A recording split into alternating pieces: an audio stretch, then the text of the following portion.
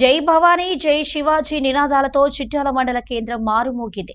మరాఠా సామ్రాజ్య స్థాపకుడు, హైందవ ధర్మ రక్షకుడు ఛత్రపతి శివాజీ మహారాజ్ 396వ జయంతి వేడుకలను చిట్యాలలో అత్యంత వైభవంగా నిర్వహించారు.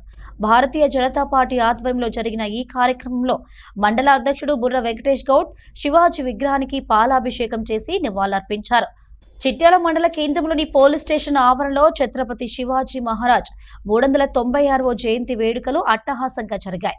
బీజేపీ మండల అధ్యక్షుడు వెంకటేష్ గౌడ్ మాట్లాడుతూ, మొఘలుల వెన్నులో వణుకు పుట్టించి ఒంటి చేత్తో మరాఠా స్వరాజ్యాన్ని స్థాపించిన దీశాలి శివాజీ అని కొనియాడారు. హిందూ స్వరాజ్య స్థాపనే ధ్యేయంగా సాగిన ఆయన పరిపాలన నేటి తరానికి ఆదర్శమని పేర్కొన్నారు. ఆ మహనీయుడి ధైర్య సాహసాలను స్ఫూర్తిగా తీసుకుని ప్రతి ఒక్కరూ ముందుకు సాగాలని ఆయన పిలుపునిచ్చారు. ఈ కార్యక్రమంలో బీజేపీ నాయకులు మైదం శ్రీకాంత్, గజనాల రవీందర్, ప్రభాకర్, శ్రీనివాస్ మరియు పార్టీ కార్యకర్తలు, శివాజీ అభిమానులు పెద్ద సంఖ్యలో పాల్గొన్నారు. ఛత్రపతి శివాజీ మహారాజ్ గారి 396వ జయంతి సందర్భంగా భారతీయ జనతా పార్టీ ఆధ్వర్యంలో ఈరోజు ఘనంగా ఆయన జయంతిని జరుపుకోవడం జరిగింది.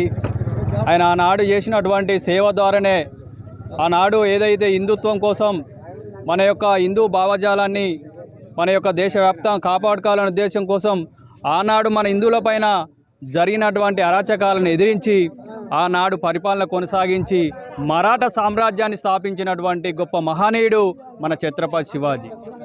ఆ రోజు ఆయన అటువంటి పరిపాలన కొనసాగించకపోతే ఈరోజు హిందువుల దేశంగా ఈరోజు ఈ యొక్క భారతదేశం ఉండేది కాదని చెప్పేసి కూడా నేను తెలియజేస్తూ ఉన్నాను. ఆనాడు ఆయన చేసినటువంటి పరిపాలన ఏదైతే హిందూ సమాజం కోసం, ఏదైతే మరాఠా సామ్రాజ్యం కోసం ఆయన పోరాటాలు చేసి ఆ రోజున పరిపాలన కొనసాగించి ఏ విధంగా పరిపాలన కొనసాగించాలి, ఒక స్త్రీని ఏ విధంగా గౌరవించాలి, ఏ విధంగా మన యొక్క సంస్కృతి సంప్రదాయాలను కాపాడుకోవాలని చాటి చెప్పిన గొప్ప మహనీయుడు ఛత్రపతి శివాజీ. ఆయనను అందరూ కూడా భారతదేశంలో ఉన్నటువంటి ఈరోజు ఒక భారతదేశ వ్యాప్తంగా హిందువులకు పెద్ద పండుగ అని చెప్పేసి కూడా నేను తెలియజేస్తున్నాను. ఆయన మన భారతదేశంలో జన్మించడం భారతీయులు చేసుకున్నటువంటి గొప్ప అదృష్టం అని చెప్పేసి కూడా నేను ఈ యొక్క ఈ జయంతి సందర్భంగా తెలియజేస్తున్నాను. మనందరం కూడా హిందువులందరూ కూడా ఆయనను ఆదర్శంగా తీసుకొని మన యొక్క సంస్కృతి సంప్రదాయాలను మనం ప్రపంచ నలుమూలలా చాటి చెప్పాలని చెప్పేసి కూడా నేను తెలియజేస్తూ